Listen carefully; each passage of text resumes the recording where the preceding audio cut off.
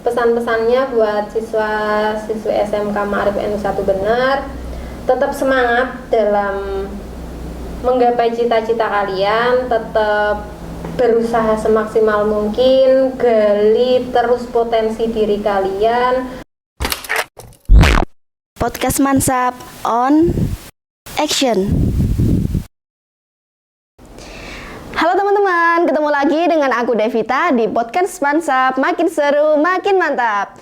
Kali ini kita mau bincang-bincang apa ya? Pasti penasaran kan? Kita sekarang ada bintang tamu yang sangat spesial, yaitu siapa? Perkenalan dulu Ibu. Halo, perkenalkan nama saya Arum Handayani. Biasa di sekolah dipanggil Bu Arum. Oh iya. Ibu mengajar kelas berapa? Kalau mengajar kelas 1 sampai kelas 3 saya ngajar semua. Oh, berarti dari jurusannya jurusan bisnis daring dan pemasaran. Oh, berarti untuk akuntansi nggak ngajar? Apa Enggak. mungkin ada pelajaran? Oh iya. Jadi hanya BDP aja sama bisnis digital di kelas 10. Itu mencakup apa aja pelajaran yang dipelajari untuk yang Ibu mengajar itu? Oke, kalau konsentrasi bisnis daring dan pemasaran, konsentrasinya lebih ke ini ya, bisnis online gitu ya, karena sekarang ini kan sudah familiar, sudah mulai memasuki era digital. Nah, khususnya di bisnis daring dan pemasaran ini kita lebih mengulas atau mempelajari bagaimana sih bisnis online itu, dan kemudian juga ada bidang retailnya. Oh. Sebelumnya Ibu udah pernah sekolah di mana aja? Mau tahu dong, itu mungkin dari SD dulu. Riwayat pendidikan. Iya. Oke, kalau riwayat pendidikan, ini berarti ngomongin alamat ya. Alamat dulu iya. Ya, alamat saya ada di Wingkoti Numpuk, Ngombol. Kalau yang tahu ya, Ngombol. Itu mungkin orang familiarnya sama daerah pantai. Oh iya, ya. Kalau sekolah kita kan ada di pegunungan. Kalau saya berasal dari daerah pantai Ngombol, kabupatennya Purworejo, gitu. Nah, riwayat pendidikan saya dari SD itu saya sekolah di SD Wingkoti Numpuk, tapi sedih banget sekarang SD-nya sudah tutup karena tidak ada siswanya. Bukan karena corona tapi? Bukan, karena nggak tahu ini, kayaknya anak-anak lebih suka nggak ada ini apa gimana, saya juga nggak tahu. Mungkin populasinya udah. Iya, populasinya lebih banyak di kota kayaknya gitu. Jadi untuk di desa-desa sekarang anak-anaknya lebih sedikit apa gimana? Jadi udah nggak ada sekolah yang dulu Ibu sekolah di situ. Iya, SD saya sekarang udah nggak ada, sedih banget ini. Kemudian SMP-nya saya di SMP Negeri 30 Purworejo.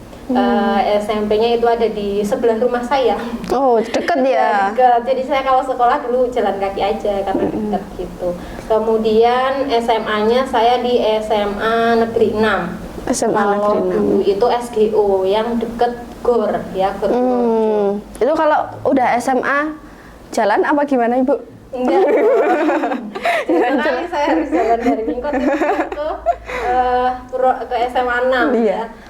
Perjalanan itu kalau pakai motor 30 menitan. Oh, kalau jalan mungkin sampai 2 jam lebih ya? Iya, lebih. Gitu. Kemudian alhamdulillah saya bisa melanjutkan di Universitas Negeri Semarang, lulusan tahun 2000. Saya masuk tahun 2015, jadi saya gap year ya.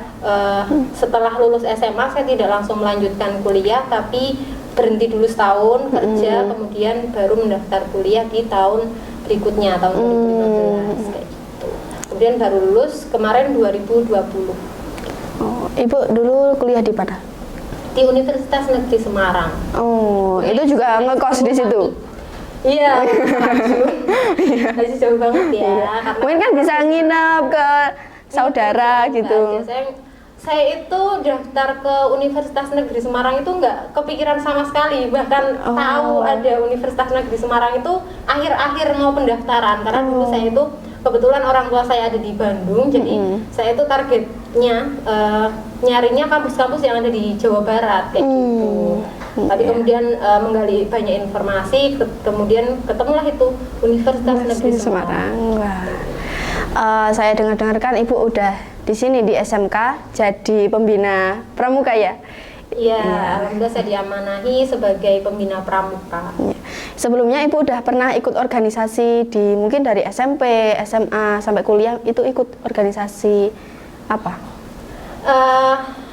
Selama saya sekolah, alhamdulillah emang saya itu berkecimpung atau aktif di beberapa organisasi. Salah satunya juga di pramuka. Jadi dari SD mungkin ya, SD saya juga sudah ikut pramuka, SMP saya juga menjadi dewan penggalang, kemudian SMA-nya saya juga tergabung dalam dewan ambalan gitu. Terus untuk yang mungkin pas kuliah ya. Pas kuliah kebetulan waktu itu saya mau daftar juga di pramuka, tapi karena saya itu mendaftarnya itu ada beberapa organisasi yang saya ikuti. Nah, akhirnya yang pramuka itu saya kalahkan, saya mengikuti organisasi lain kayak gitu. Organisasi lebih ke apa ya? Sosial kayak gitu. Menurut Bu Arum ini seberapa penting sih kalau ikut organisasi kayak gitu? Seberapa penting ikut organisasi? Kalau menurut saya sendiri ya, menurut saya itu cukup penting. Kenapa cukup penting ya? Karena di dalam organisasi itu sebenarnya banyak hal atau banyak manfaat yang bisa kita dapatkan kayak gitu. Contohnya salah satunya yaitu public speaking, kemudian pemecahan masalah. Itu sebenarnya dalam organisasi itu kita diajari hal tersebut gitu. Kalau orang yang tahu saya dulu ya, saya itu orangnya cukup pemalu. Saya tuh nggak berani ngomong di depan umum. Saya pasti udah gemeteran nih. Udah tremor ya. Iya. Saya tuh paling nggak bisa. Tapi setelah saya dari SMP ya, katakanlah dari SMP kan dulu, tapi organisasinya kan masih diajari sama Bapak Ibu Guru ya, masih di bawah naungan Bapak Ibu Guru. Tapi setelah SMA, setelah kuliah khususnya di organisasi itu benar-benar cukup merubah. Saya yang dulunya itu sangat pemalu. Jadi mungkin udah terlatih di organisasi itu ya, Bu. Dan kebetulan jurusan yang saya pilih, jurusan di kampus saya jurusan pendidikan. Itu memang ada pembelajaran yang diwajibkan untuk kita itu yang ngomong di depan, karena kan outputnya nanti setelah lulus itu kan memang harus ngomong ke banyak anak kayak gitu, ke siswanya. Gimana caranya seorang guru nggak bisa ngomong di depan itu kan aneh. Nah, itu. Masa mau ngomong di belakang? Nah, itu kan. Jadi memang saat kuliah itu khususnya memang sudah dilatih gimana caranya ngomong di depan, menghadapi audiens yang banyak kayak gitu. Dan itu juga salah satunya manfaat yang bisa didapat dari ikut organisasi. Ngomong-ngomong nih Bu, Ibu ini udah kan cukup lama ya udah mengajar di SMK ini. Belum lama sih sebenarnya, baru 2 tahun. 2 tahun bulan Januari kemarin. Tapi kan udah gimana ya? Ibu kan masih muda nih. Itu seneng nggak senengnya kan gimana kalau sama murid-muridnya itu gimana? Sebagai guru muda.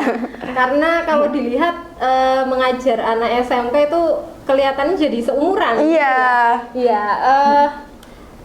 Suka dukanya apa ya? Sukanya mungkin bisa menyalurkan ini sih, bisa menyalurkan bakat terpendam mungkin ya. Jadi ibaratnya itu apa yang saya dulu dapatkan di kampus bisa saya tularkan ke anak-anak kayak gitu. Senangnya itu. Kemudian ketemu banyak anak, banyak cerita, banyak. Mungkin buat adaptasi itu gimana? Adaptasinya? Mudah apa malah mungkin harus menyesuaikannya itu? Kalau untuk adaptasi ke siswanya ini adaptasi ke siswanya memang untuk pendekatan ke anak itu kan ya bermacam-macam ya, karena ada anak yang dia ini emang welcome ke siapapun, tapi ada juga anak-anak yang apa ya, dia itu pendiam, jadi memang perlu apa ya, perlu trik khusus agar anak ini kemudian bisa dekat sama saya. Nah itu gimana ya? Ya itu ya gitulah, sukanya kayak gitu. Oh, iya. Nah untuk dukanya sih lebih ke ini ya, karena kalau dukanya itu karena ini ya, kita ini terlihatnya jadinya itu seumuran gitu, sehingga anak-anak itu kadang menyepelekan kayak gitu. Jadi karena dirasa ya, karena iya itu sebenarnya tergantung orangnya juga, tapi ya apa? Iya juga. Jadi gini, anak-anak itu kalau sudah terlanjur nyaman sama gurunya gitu ya, mereka itu kadang lupa sama sopan santunnya kayak gitu. Jadi apa ya, ya tapi sebenarnya itu nggak, kalau bagi saya nggak apa-apa juga, hanya saja paling nggak tahu batasannya aja sih kayak gitu. Jadi karena di sini posisinya adalah guru dan murid, ya gimana seorang murid itu ke gurunya, ya sopan santunnya harus tetap, meskipun mungkin di luaran saya sebagai gurunya kadang ya emang apa ya, enak aja ke anak, jadi anak itu nyaman sama saya, tapi dia itu karena nyaman kadang jadi kelewatan. Iya, mungkin itu dukanya ya. Iya, jadi ya itu sih PR buat saya juga sebenarnya. Jadi gimana caranya untuk ada batasan ke anak, tapi juga jangan sampai anak itu kurang nyaman sama saya gitu. Jadi ketika anak itu punya masalah, paling nggak saya dia mau cerita sama saya gitu. Itu sih. Kalau jadi guru ini agak susah ya Bu, apalagi jadi guru SMK yang mayoritas kan murid-muridnya hampir mungkin bisa dibilang seumuran. Itu kenapa malah minat menjadi guru sih? Mungkin kan kalau di Universitas Ibu ini kan sebelumnya pasti banyak jurusan yang lain gitu. Kenapa malah memilih jurusan menjadi guru gitu? Sebenarnya iya. Sebenarnya itu dulu itu saya itu nggak ada minat sama sekali untuk menjadi seorang guru. Cita-cita saya itu ingin jadi seorang manajer perusahaan. Gitu. Jadi dulu itu saya mendaftar itu di jurusan manajemen. Gitu. Tapi alhamdulillahnya nggak ada universitas yang mau menerima saya kayak gitu. Jadi kemudian saya pilih lagi berbagai jurusan. Saya lihat ada jurusan pendidikan ekonomi, di mana itu agak nyerempet kayak gitu. Masih masih nyambung sama yang Ibu inginkan gitu ya. Karena dulu saya SMA-nya kebetulan IPS kayak gitu. Jadi saya nyari yang bidang-bidang yang selinier kayak gitu. Nah, karena dulu itu di manajemen nggak keterima, kemudian saya iseng aja. Yaudahlah saya ambil jurusan pendidikan. Ternyata alhamdulillahnya keterima. Jadi ya udah terlanjur kecemplung kan kayak gitu. Dan saya masih ingat sekali dulu kata ketua organisasi saya, bahwa kalau kita sudah terlanjur kecebur, kita udah basah, ya udah basah sekalian kayak gitu.